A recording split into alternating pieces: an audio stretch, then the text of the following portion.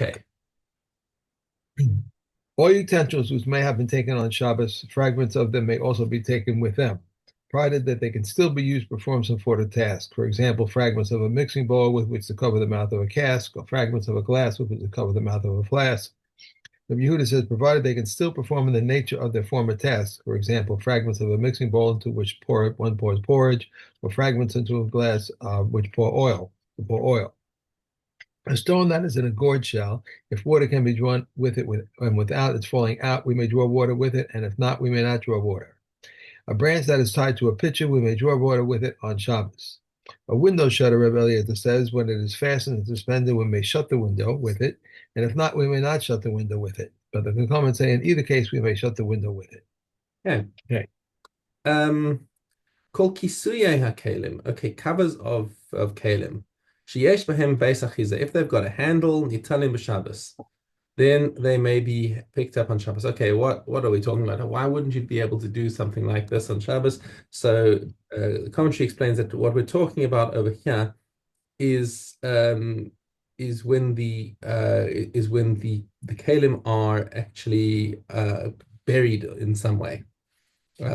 So for example, if you have a cistern or some sort of a pit that's got a lid on top of it. Okay, so now is that considered, if you have a cover on top of it, is that considered a kli or not? And the answer is, if it's got a handle, it's a kli, and if it hasn't got a handle, then it hasn't got a kli, and it should not be picked up on Shabbos. Rabbi Yossi is explaining, what are we talking about over here? When we're talking about the handles of things that are in the ground. Aval b'kisuya hakalim, but when it comes to the lids of detachable kalim, ben kach or ben kach nithalim b'Shabbos, then it doesn't matter whether they've got handles or not handles. They're part of the kli, which itself is not muktzah, and therefore the lid itself is not muktzah. Now there's some commentary in here about whether there's a machlokes between Rabbi Yossi and the Tanna Kama, and um, everyone agrees about the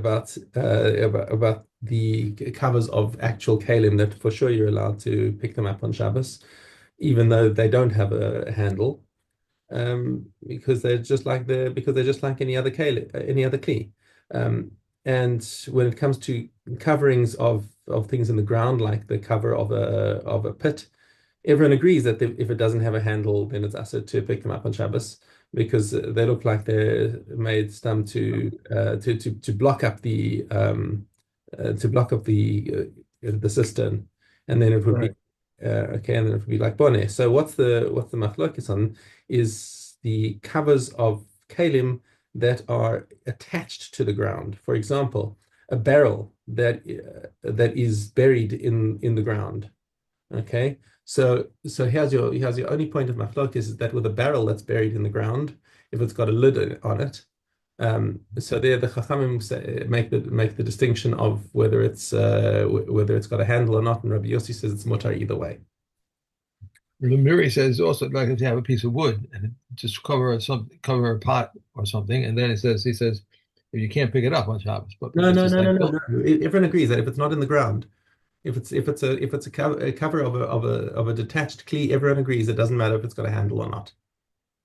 oh, this one says a flat piece of wood that has not been specifically designated as a lid prior to Shabbos is not considered a utensil. If a handle has been attached to it, it's automatically considered a Yes, utensil. yes. Okay, got it. That's Right. right. But so that's if it hasn't been designated. Yeah. Right. Okay. Okay. All Um, right. מפנים אפילו 4 ו-5 קופות של תבן ושל תבואה מפני האורחים ומפני ביטול בית המדרש. Okay, so you've got a whole bunch of bundles of straw that are sitting around in a particular place. And now what's the straw itself is non-muktzah, but it's a lot of work to move all of Right. this out of the way. So we don't, while it's not actually malacha to do hard work, on Shabbos, and that's obviously a common misconception that people have that you're not allowed to do hard work on Shabbos. That's not the case. It's creative work that we're not allowed to do. But nonetheless, Chazal didn't want people to be, doing heavy lifting on Shabbos if it isn't for a good reason. And here is the good reason, because you've got guests coming. You've got guests coming, you can clear the space. Okay, when we play Bittul Beis HaMidrash, or because people can't get into the Beis HaMidrash to learn, or something like that. Okay, so that you get up and move things around.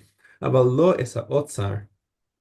Um, in other words, he shouldn't move everything out of the storehouse, because then if you're moving everything out of the storehouse, then we start worrying. Okay, you're getting into the mindset of clearing the place and making it look nice, and now we're Right. gonna once he's in the groove of cleaning the place up and making it look nice, he's gonna start smoothing out the bumps in the floor, which. Okay, if you've got an earthen floor, which they did in the old days, then smoothing out the bumps is a malacha. Okay. Um, Mefanin truma tahora, you're allowed to move pure truma and tahor truma, which because that's still edible for kohanim. Okay, udamai, and he's also allowed to remove produce of questionable status, right? That he what was purchased from an amaretz, and you're not sure if it's had Trumas and Nasras taken on it. But now, why are you allowed to move it? Why is it not Muktzah on Shabbos? Because Demai can be fed to certain categories of people. If you recall, you can feed it to poor people. You can, if there's an army that coming through, the soldier, you can feed it to the soldiers. Yeah, these are considered things of duress where Chazal permitted eating Demai. Okay, Maser Rishon Shinitla Trumaso. And from Maaser Rishon, as long as the truma portion has been taken out of it. Maaser Sheni v'hekdesh sheniftu, and produce that used to be Maaser Sheni and hekdesh and has now been redeemed. But turmas hayavesh, and even dried lupins, because that is mipnei machal ani, and because poor people eat it. So all of these things are not muktzah and maybe moved around. Aval lo es a tevel. If you have definitely untithed produce, then nobody is allowed to eat it. And once nobody's allowed to eat it, it's muktzah. Lo maaser rishon shelo nitla truma so. And if you have maaser rishon that hasn't had the truma portion taken out of it, it's muktzah because it's a form of tevel. Lo es maaser sheni vehekdesh shelo nifdu. And maaser sheni and hekdesh that have not been redeemed that are still maaser sheni. So obviously maaser sheni in Yerushalayim is not muktzah because you can eat it in Yerushalayim, but we're talking about outside Yerushalayim. Okay, and hekdesh, you're not going to be able to do anything with it on Shabbos, and therefore it is all muktzah. V'lo is haluf. Luf is what's it? Leeks. It was, I think it's saying it was cocassia. Okay, It's like and mustard. cocassia or mustard, right? Right. Okay. Why not these species? Because you can't eat them by themselves. Luf is kind of an onion, yeah. Yeah, it's a type of bean or like an onion, a species of an onion, right? Cocassia. And so they can't be eaten by themselves, and they need special preparation, which involves melacha. Okay, Rabban Shimon ben Gamliel matir beluf mipnei shu machel orvin. So Rabban Shimon ben Gamliel says that luf is edible by ravens, and we have people of nobility who breed ravens as pets, very intelligent birds. Um, and he says, and once you have that, we already have a statement of Rabban Shimon ben Gamliel not so long ago that he says, Kol Yisrael b'nei malachim heim. He says all Jews are treated as if they're nobility, and therefore whatever halacha applies to nobility applies even to the poorest Jew in the street. Okay. Chavilei kash v'chavilei eitzim v'chavilei zradim. Okay, bundles of straw and of sticks and of zradim is Green branches. green branches. Okay. Im hiskinan lemachal behema. If these things had been set aside for animal fodder, metaltalin osan, then of course they're not muktzah. Im lav ein metaltalin osan. And if they had not been set aside for animal fodder, you can't move them because they are the very definition of muktzah.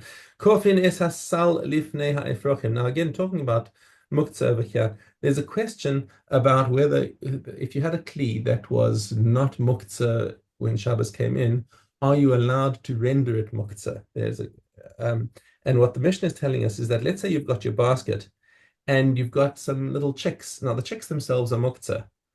Uh, Right. okay, but you want them to be able to get in and out of their place, and you want to use this. Uh, just a second.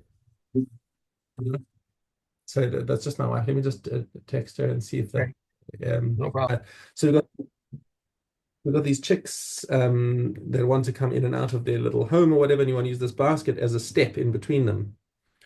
Okay, so now the chicken so you're allowed to put this basket over there, and even though the chicks are going to be hopping onto it and hopping off it, while they're on it, of course, the basket is you're not allowed to move the basket, but this does not this is allowed. You're allowed to do this, even though the basket will be muktzah for that short time, and I think the basket will not be permanently muktzah in on this basis. Um,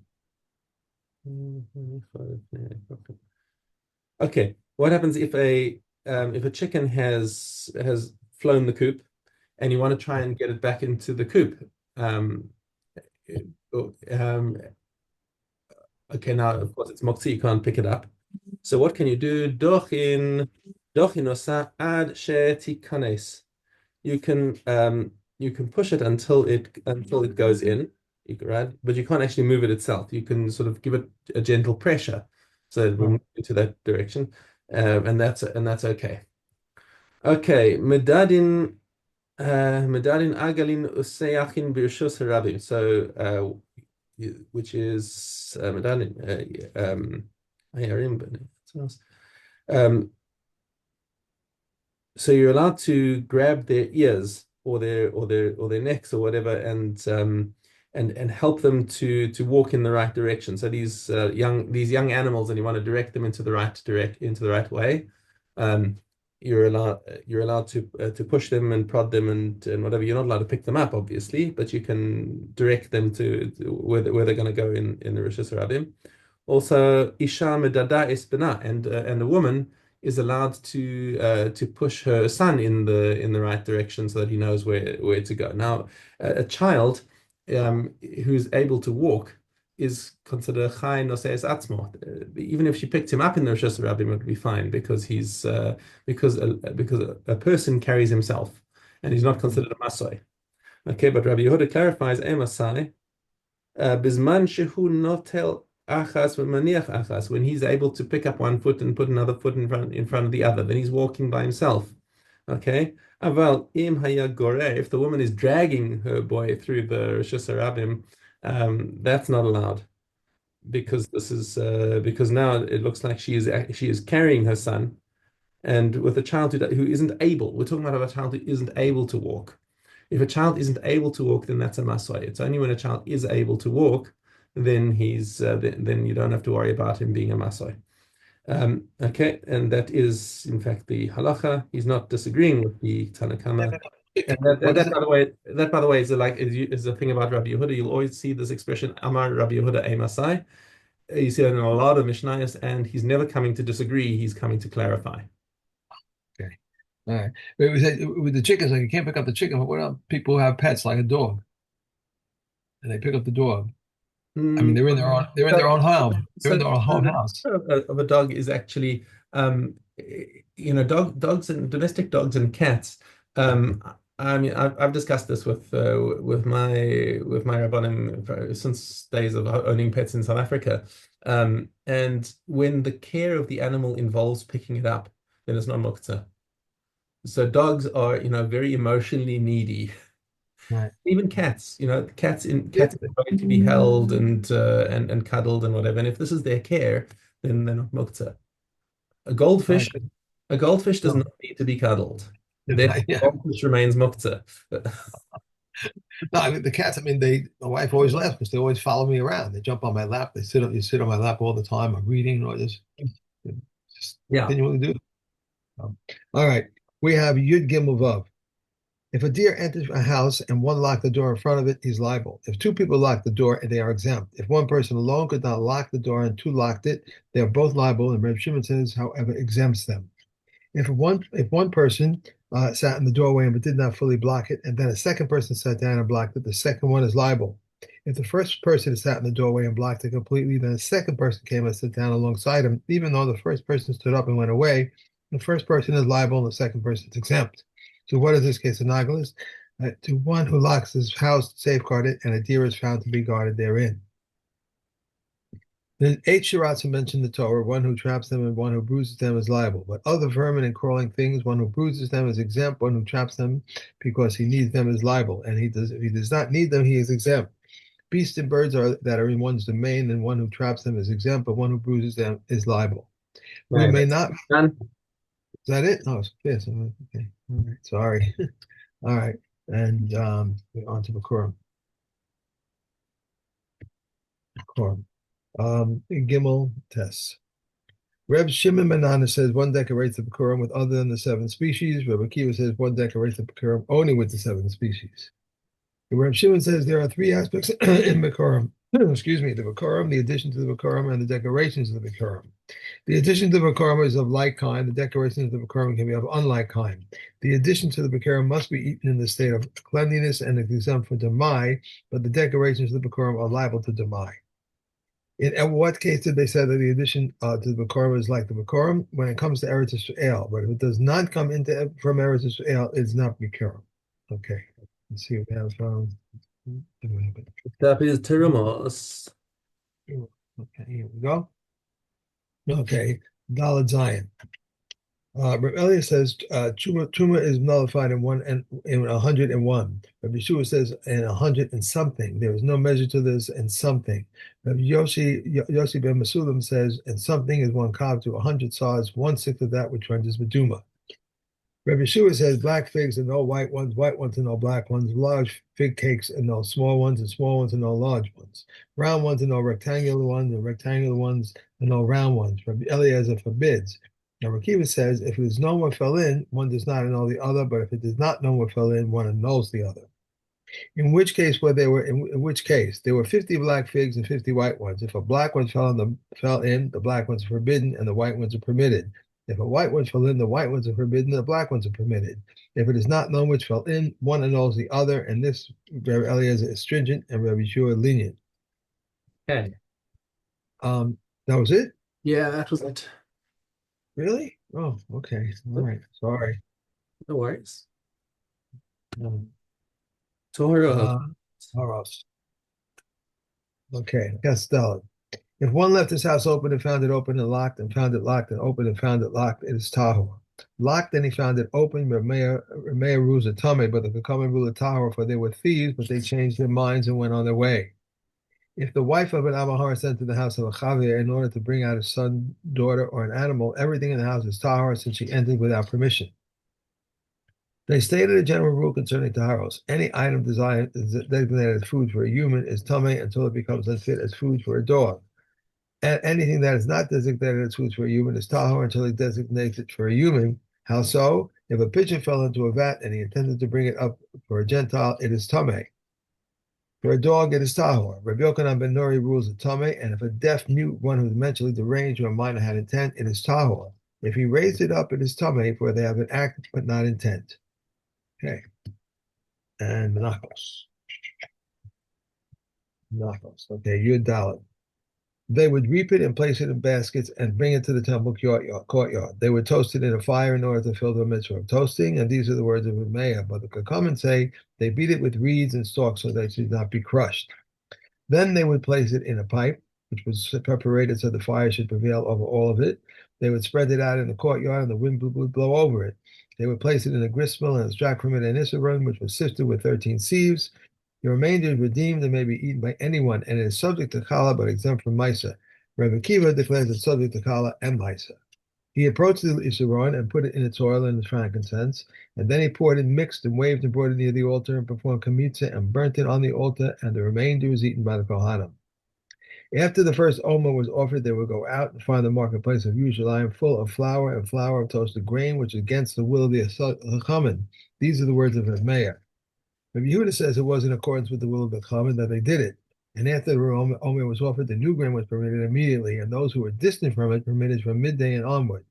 After the temple was destroyed, Rabbi Yochanan and Zakkai considered that the entire day of waving should be forbidden. Rabbi Yehuda said it is not biblically forbidden, as it is stated, until this very day. Why are those who are distant permitted from midday and onward? Because they know that the court does not procrastinate with it.